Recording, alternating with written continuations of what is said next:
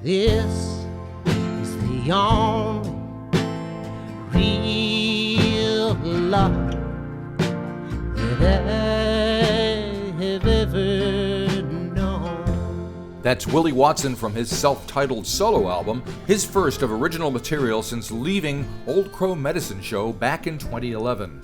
We found Willie in California, where he's excited to talk about writing his own songs, reuniting with his old band, and partying with Ringo Starr. I've been so excited, and I still like it. I still like these songs, and Well, that's good. and the sound of it and everything. So that's a lot. There's a lot to be said for that. And Okay. I'm just out on the road, which is my favorite part of the whole thing. I love playing music and playing shows, Yep. so I'm excited about touring around, and hopefully we can get over there to New Zealand That would be soon, cool. Yeah, yeah, really yeah. soon. And the reaction has been, you know, I had I really hoped that it reaches people, and that people understand where where I was coming from, Right. and especially with some of the deeper themes and the heavier things I'm talking about on the record, which is a lot of it, really. Yep. But and I hadn't necessarily expected everybody to um, get deeply moved by some of these things, and they really have let me know. They've been telling me Right. all over social media and in person, and that these songs and the long story at the end of the record is they're crying and they're being emotionally overwhelmed Yeah. with. Yeah. So, well, you mentioned the long story at the end, which is kind of a spoken word thing that it goes on for about 8 minutes, and it's like you say, it's very moving. How did that come about? Is that just you in the studio one day? Kind of, was it written down? Was it off the top of your head? Well, I've been living in Los Angeles, California for nearly 20 years now. At least I think it's been that long. Maybe it's only 15, but I've never been too good at keeping track of time.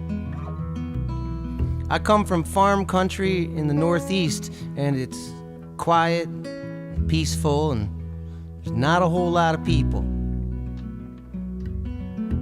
It's just a whole lot different than this big town. I've been telling stories at my shows for a number of years now. I just Right. sort of evolved into a storyteller.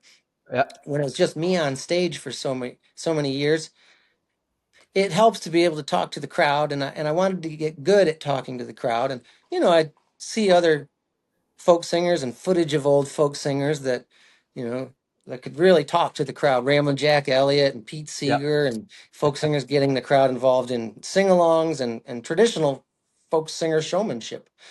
And so that's what I tried to embrace, and part of that was telling stories. And I grew up around a couple of good storytellers, a couple of guys I knew that could really weave a tale and keep you captivated in a way. And so I, learned from them and remembered what it was like listening to some of these guys, and then got good at it and honed in a few stories that worked really well night after night. And that story that's on the record had been the most current story that I was already telling at shows, Right. um, for a little while, and so I was pretty familiar with it, and I was able to tell it sort of off the top of my head, but I did have some liner notes in there in the studio to keep it on track. Yeah. Because also I'm trying to play at the same time, and there's times where I just stop playing guitar altogether in order to just focus on the story. Well, I think most of it actually I didn't even really play. Yeah. And of course, the story kind of surrounds meeting this guy Ruby Love, who Right. uh, had a big, major impact on you from there on out. Do you want to elaborate a little bit more, or just let the song speak for itself? No, I mean, yeah. I mean, I tell you, you say it had an impact on me, and it absolutely did. It had an impact on me, but I wouldn't have necessarily known that at the time in that Right. way. I Yeah. was so young. I was just a child. And yeah, and my daughter's 14. She's Right. only like a few years away from, where I was at that point in my life. And I could look at her and I was like, you're a baby. So I had no idea what was happening. And it really took my lifetime up until this point to be able to look back at those moments and realize the impact of it. And that's the reason that someone at that age or in my position or just maybe me personally wouldn't have understood what's going on is because I mean that's I mean that's the whole point of the story. It's such a spiritual thing, and there's something going on there that I'm not even not in control of whatsoever. Yep, yep, And yep.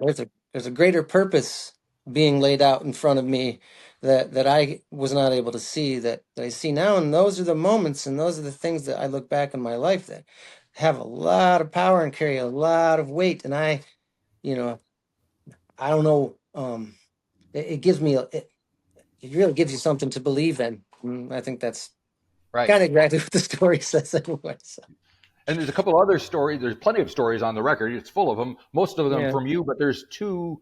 There's Slim and the Devil and Harris and the Mayor, who are kind Yeah. of come from other places. But what drew you to want to include them among your stories? Harris, my old friend, it's good to see your face again. More welcome though yon trap and that old mare. For my wife is in a swoon, and I am all alone. Harris, fetch thy mare and take us home. Harris and the Mayor, that's the kind of song that, I wish I could write. And Right. and those are the kinds of songs I've always been very attracted to and Yep. part of the folk tradition. Those are ballads, long, long ballads with a lot of words and a lot of, verses. And, you know, so, uh, well, Slim and the Devil, it was a bit of a co-write with the author, a poet named Sterling A. Brown, Right. and so I read that poem and adapted the words to some music that I had already had reeling around in my head, and yeah, Harrison the Mayor. That's a song by the great Stan Rogers, Canadian songwriter. Um, was active in the '70s, and he's a very under the radar guy, but he is one of the greatest songwriters that has ever walked the planet. Yeah. Well, And I was doing a little research after because I was unfamiliar with him yeah, until I saw the song, and his story is very oh, poignant and dramatic and moving. what a story! A real Yeah. hero. Yep. Yeah. Yeah. And, Yeah, and, that guy. and how did you find out about him? Oh, I've been listening to Stan since I was, late teens, my late teens. Catch Secor from Old Crow Medicine Show. Yep. I played in Old Crow Sure. since the beginning of the band for many, many years, for 15 years or so. And um, yeah, and I mean, not long after I met Catch, he was singing me Barrett's Privateers and Northwest Passage, Right. and in someone's kitchen, teaching me the background part to Barrett's Privateers, Yeah. and those are the rowdy sea shanty type seafaring songs that Stan Rogers has written, and yeah, I was immediately hooked on that stuff. Cool. So Cool. Cool. You mentioned Old Crow. I think you're doing some shows with them because it's like 25th anniversary time and all that stuff. What's that been like for you? yeah, it's been all right. I've got four more shows with those guys on the books, and then nothing else after that. Right. I want to just focus on my solo stuff right Sure. now, and I know it's great for people to see me playing with them, and I enjoy playing, a portion of their show with them. Um, but all in all, it's not something I really am that interested in doing a lot of. Sure. Um, my record means a lot to me, and I really just want to give Willie Watson's solo thing a big big chance and focus on it, and Yeah. yeah, that's what we're Yeah. doing. From the outside looking in, it feels like the creation of this album, which is kind of your first solo album with your own songs, has kind of enabled you to come to terms with leaving the band and coming back and blah blah blah. Would that be a fair statement? Yeah, I mean, it's given me something to stand on and stand behind that I can say, well, that gives me confidence to be able to not be so wrapped up in the past and wrapped up in what could have been, or thinking about you know, any one side or the other of any one thing or the other anymore. When Yep. a person has just when can only speak for myself.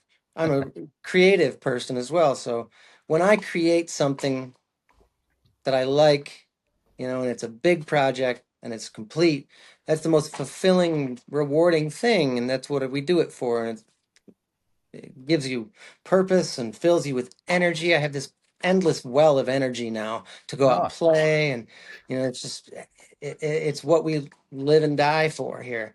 So, I mean, it, it yes, it clears the slate in a big way. It's what you're saying, I hear you, and that's what it does. It clears the slate and clears my mind, and I don't need anything from anybody.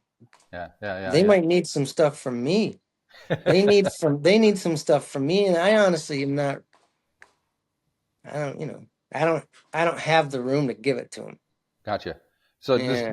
this renewed energy, is this something that is fairly recent, or was there a time when you didn't have that energy? Well, no, I've always worked hard and always been able to go out and function and everything. I know. I mean, you see my shows, you watch me. I'm a ball of energy, but Right. and I just what I mean now is just that I do feel like since these tours have started, the record was released just a few months ago. I mean, but we recorded the record almost 2 years ago. Finished Yep. recording it almost 2 years ago now, and so it's been a lot of time in between, and the dust all settles, and you find a different way to live until things pick back up, and you release that thing. And now that it's been released, and I'm touring, and I see what's in front of me, and since the tour actually started, just about a week before that tour started, I just it's inspiration. The energy is just a well of inspiration and creative energy to move forward and just go play these shows. And I'm just ready to face everybody. Right. You So, know. so you mentioned that the record was recorded probably 2 years ago or so. What were those sessions? Do you remember? How do those sessions feel to you looking back on them now? Um, we did it all pretty fast. Yeah. We just got into a little studio in North Hollywood. Um, Kenneth Pattengale of the Milk Carton Kids has a space over there and equipment, and then so him and Gabe Witcher. Gabe Witcher plays with the played with the Punch Brothers for Right. many years and is scoring all kinds of major motion picture themes now. And Disney plays. Gabe's so busy right now; it's awesome. Right. And yeah, those guys just sort of they tried to trick me into recording because I had one or two songs that they just loved, and they had heard me playing around town at this venue called Largo, and I would sit in with my friends Sean and Sarah Watkins, and they have a monthly night they do called the Watkins Family Hour, and I'm always over there, and so I was singing some of my new songs there, and uh, Gabe and Kenneth uh, really both wanted to record these songs, Okay. and I really just the one. They just wanted to record the one, and they were trying to get me to come over and sing that and Harrison the Mayor, the Stan Rogers song, because I did that Right. one too. And so they like just wanted to record these two songs, and I said, well, there's a couple more, and I'm writing more too. Let's just hold off. And I also sort of said to them, hey guys, I don't know if I didn't say it like this, but I was basically saying I don't know if I want to make a record with you guys. Hmm. I don't know if that's what I want to do. And they did. I think they kind of talked me into it, or I talked myself into it. But part of that was just letting go and rather than these guys, let's just do it. I don't know, I get so picky about everything all the time. I get so precious and particular about things Uh-huh. and doubt everybody all the time, and I just had to say, you know what, these guys want to make a record so bad. I'm haven't made a record in 7 years. I got a batch of songs that are like, even if I don't have enough songs right now, let's just go record half of them, and like, Hmm. let's go do it tomorrow. Like, Right. who cares? I don't. Who cares if Maybe Kenneth and Gabe don't know how to push record and make things sound good. But let's just go do that anyway.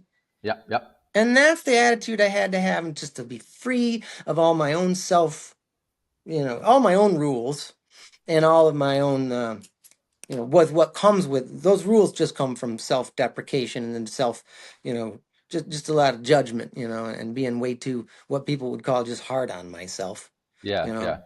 So just letting go of all that stuff, what I think that is what you're at. I don't know if that's exactly what you I, talked about, but I think it answers your question in a different roundabout way. no, no, no. That's a perfect answer. And it sounds Okay. like.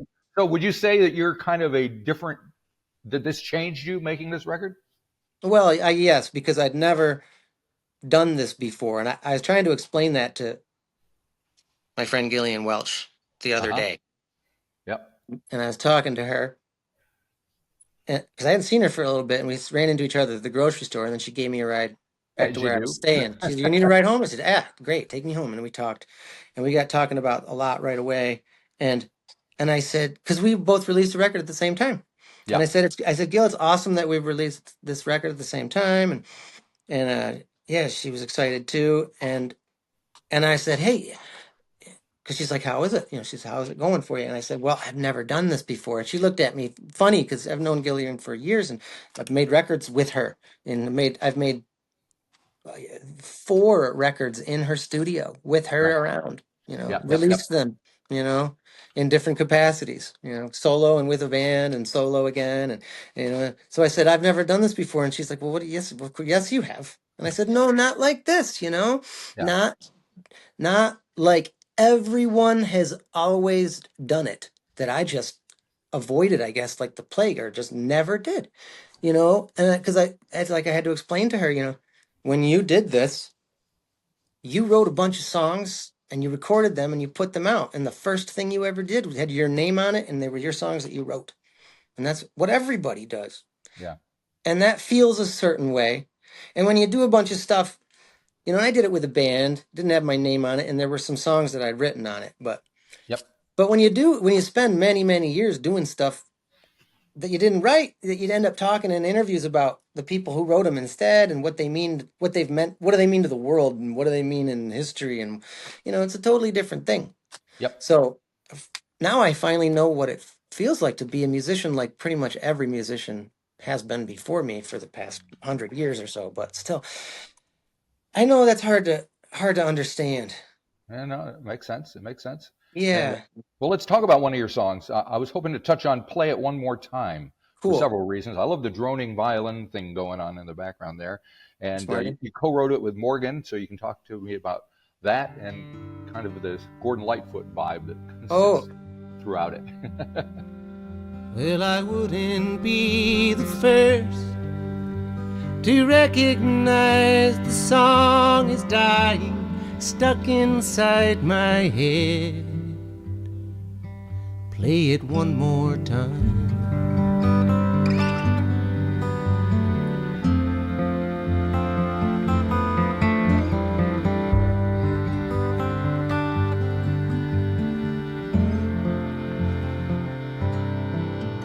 yeah, wrote that with Morgan Nagler. Wrote all these songs that I wrote with my friend Morgan Nagler, and uh,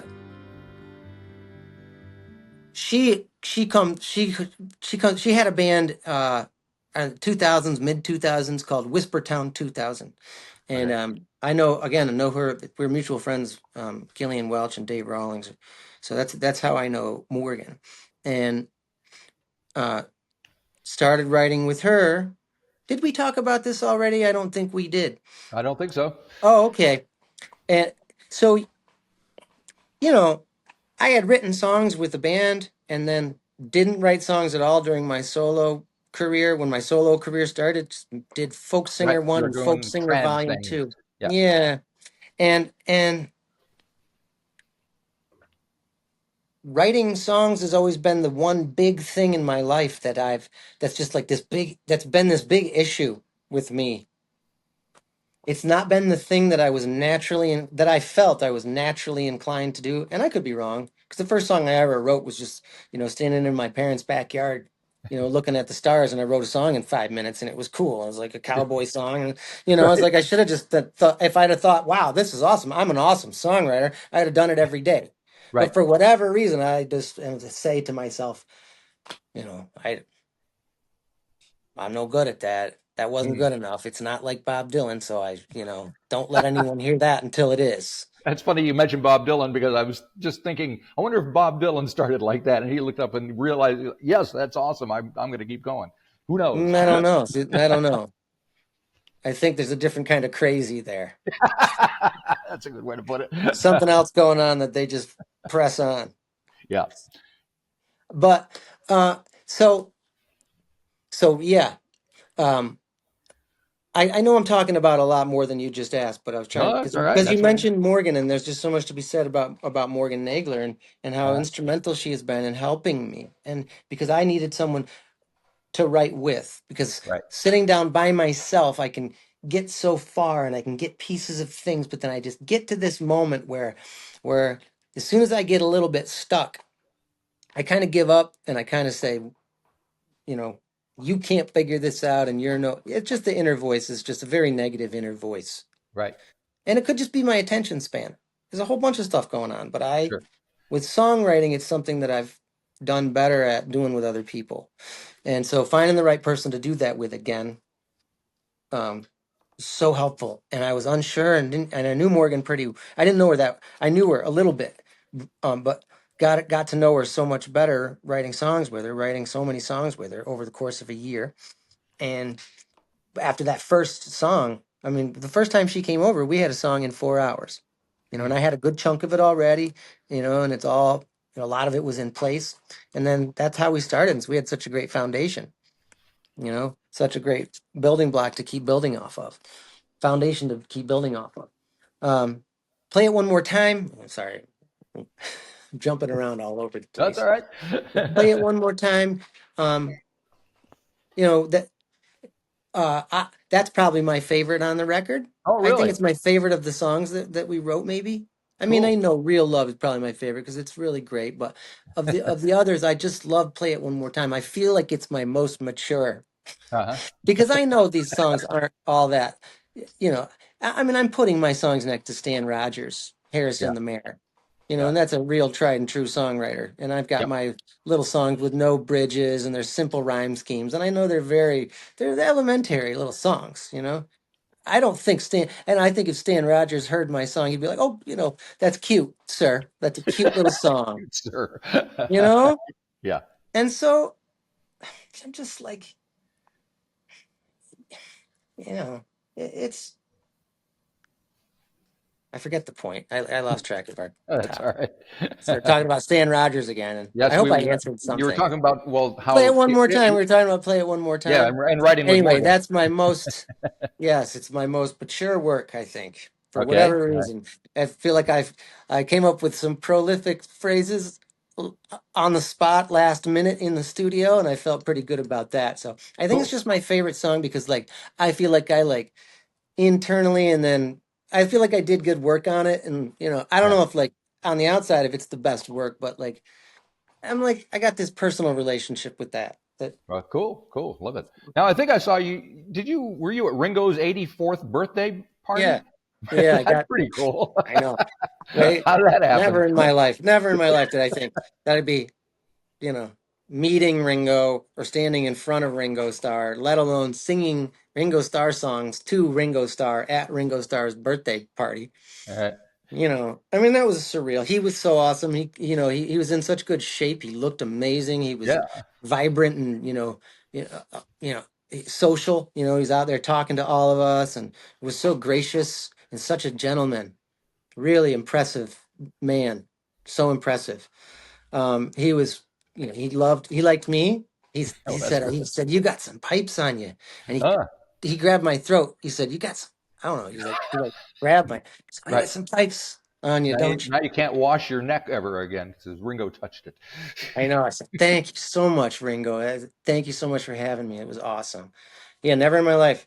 I always find myself I have found myself in these situations, in Coen Brothers movies, Right. in Neil Young's car with Neil Young, listening to Neil Young music on Neil Okay. Young's stereo at Bonnaroo, stuff like that. I know a lot of people did that day, but like for me, that was a big deal. He's the reason I played music, and I'm Right. sure, again, a lot of people.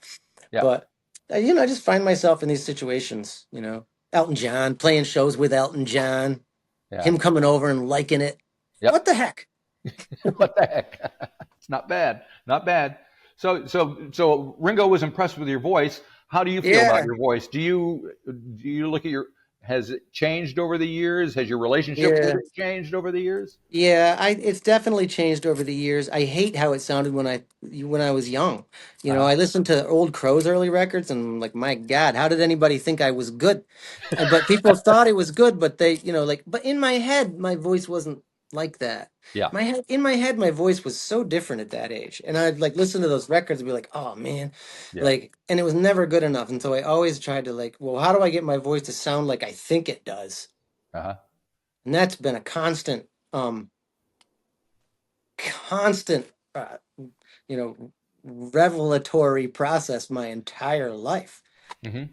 The way I sang 2 years ago, I'm like, I thought I was doing it, man, but I still wasn't, and I bet you 2 years from now I'm gonna look at right now and think, man, I swore that I was singing the way it was in my head, but it Mm-hmm. just wasn't there yet, guys.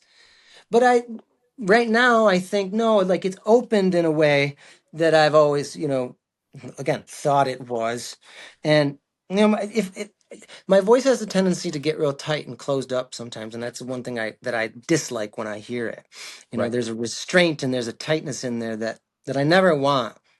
And sometimes I'm pushing through, and so being able to sing softer is a big part of it. And all I've been doing lately is just playing so much quieter. So I'm Right. like, oh, I don't have to sing on top of all this volume on my guitar. And I know it's just an acoustic guitar, but it's still loud. And so I'm like, if I just play so much quieter, I can sing quieter, but just because you're singing quieter does not mean that you're going to sound quieter. Yeah. All In right. fact, I mean, especially if you have a microphone in front of you, it's how you sound big by singing quiet. Right. Have you ever T-Bone done Burnett. had vocal training, No, professional? never, never. And No. I wish, and sometimes I think I want it because I'm always a little flat still. I'm Uh, always ramping up to my note. right. It's Yeah. another thing I'm trying to, listening to and like just I have to pay attention while I'm doing it. And that's really all it is. All it boils down to is there's just these million things that I've, realized that like I got it. This is just one more thing that I have to pay attention to while I'm doing it because I've never wanted to pay attention to anything while I'm doing it. It's another reason I don't write. I don't like writing songs because I got to Right. pay attention to it. I just want it to happen, and that's Right. what I love about singing is I can just get up there and it can just happen, and I don't have to think about it. But over the years, I'm like, oh no, I got to think about this. I got to think about this, and those things just add up. But once I only have to think about it for a while, and then after a Yeah. while, I don't Right. have to think about that anymore. Yeah. Because I think I read that you were kind of influenced by Roy Orbison early on when you started Early singing. on, And we have a yeah, guy here in New Zealand. I was wondering if he's kind of a similar age and he also does some acting and he has a similar-ish voice. Name is Marlon Williams. Do you know who he hmm, is? I No? Yeah, don't think so. you might want to check him out. But yeah, he's gone through a similar journey that you have Okay, down here. Marlon Williams. Yeah, yeah, yeah. Okay. Then yeah, he's done some acting. Speaking of acting, is that a thing for you now, or is that Mm-hmm. just a dabble? No, I didn't. And I tell people this often. I say this at my shows sometimes because I sing the song from the Coen Brothers movie at my Yeah, shows, and I'll tell them the story about how I'm just not an actor, and I never tried.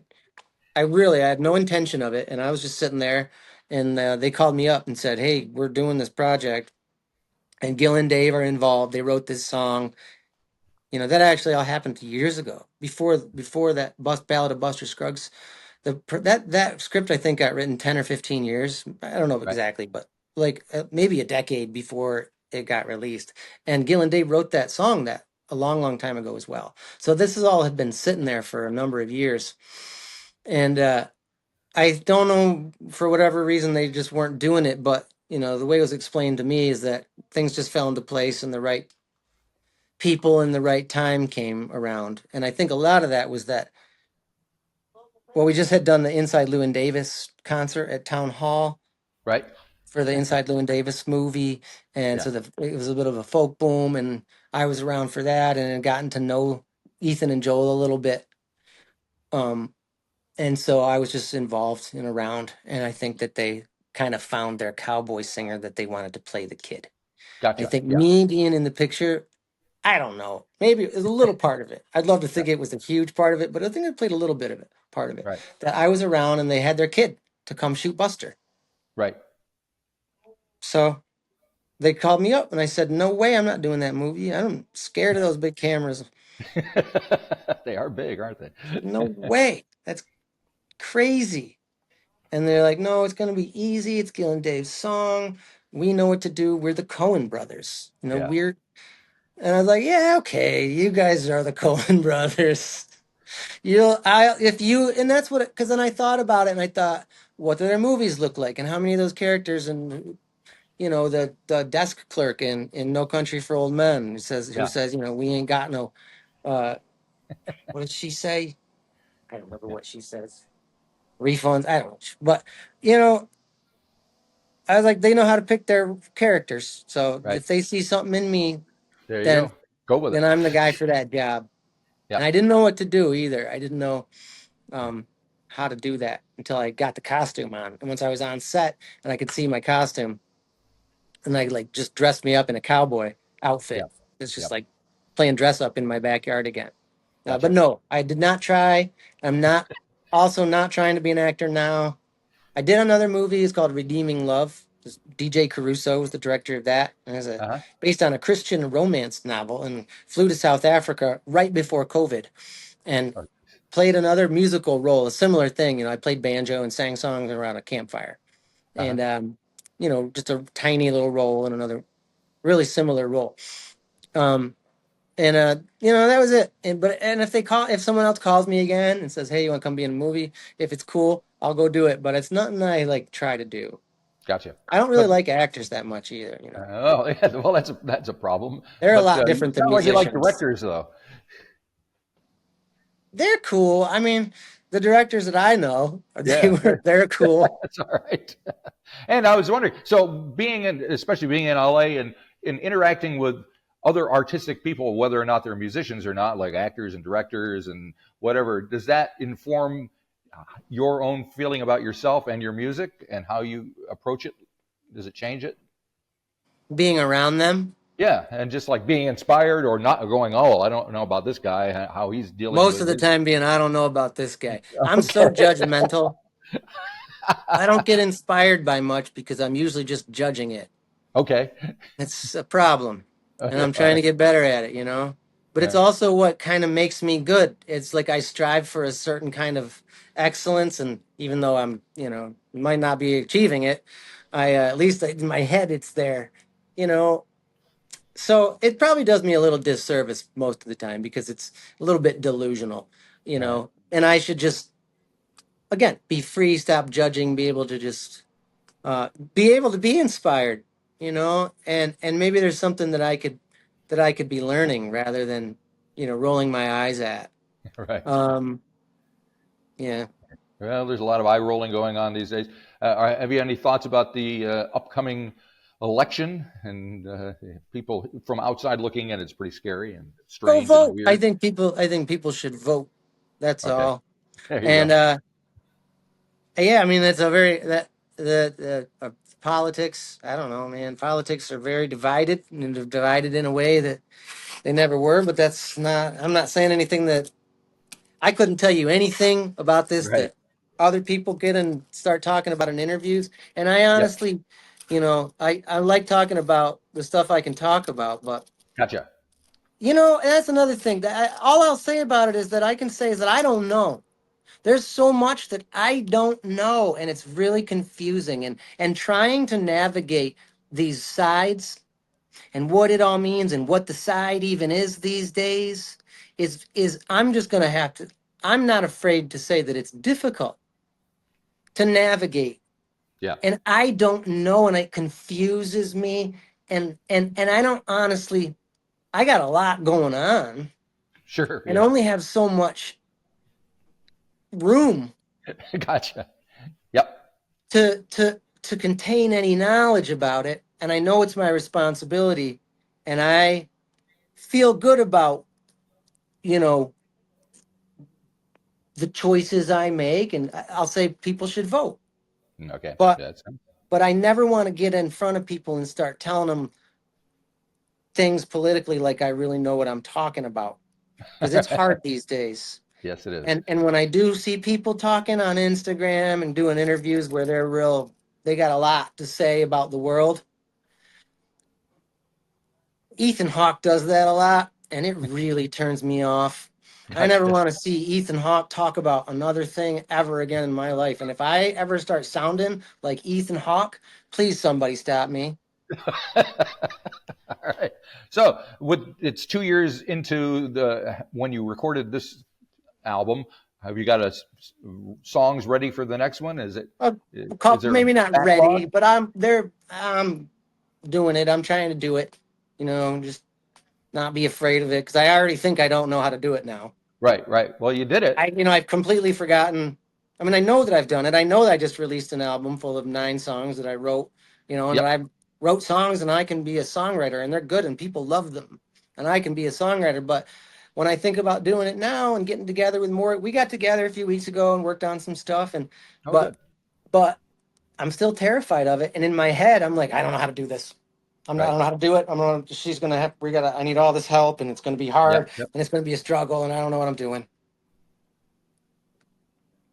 That's all I could say about the future. But as you get older, you may become more comfortable within yourself and more confident. So that's a possibility. That's been Something to look happening forward for a to. little while. That has been happening since there just comes a point where you stop caring about certain things. Yeah. You just give up. There's just stuff to give up. You don't even know why. You're just like, I don't care. And that's mostly just, honestly, that's just what pertains to what other people think. Those are the things you stop caring about, honestly. That's true. Yep. Well, that's a growing maturity. Kind of scary. It's not very rock and roll, but there you go. No, that's okay. I've never cared that much about being rock and roll. Only for a little while in my 20s. Right. That was it. Right. Like most 20-somethings on stage. But that didn't last too long. Then I just wanted to be Walt Whitman.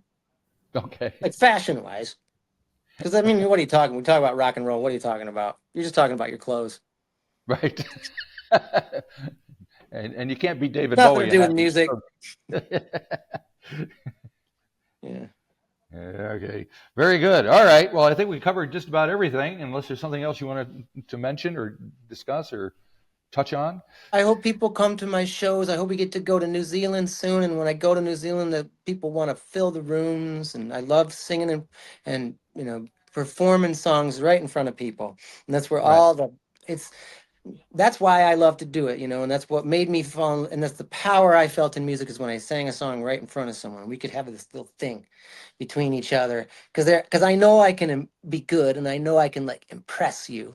And there's moments where I know I'm impressing you and you can be like, oh, that's impressive. And I can be like, I know. And those are cool moments. And that's what shows are all about. And there's a lot of those. And not only are they impressive, I think at my shows, they go very deep. And the people feel all of my joy and they feel all of my pain, and all of my joy and pain is deep, and all the in-between stuff is deep too. And we do go on a journey together.